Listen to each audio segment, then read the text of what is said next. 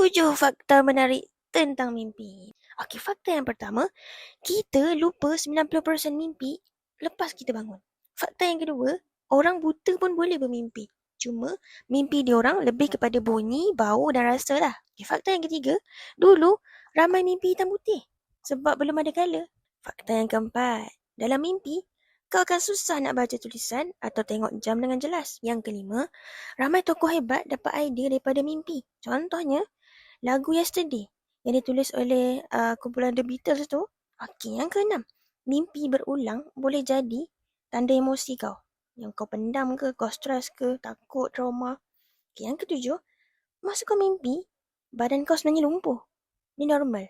Otak tengah lock badan kau supaya kau tak bertindak ikut mimpi. Okay, jadi mimpi ni bukan sekadar mainan tidur. Kadang-kadang ada maksud.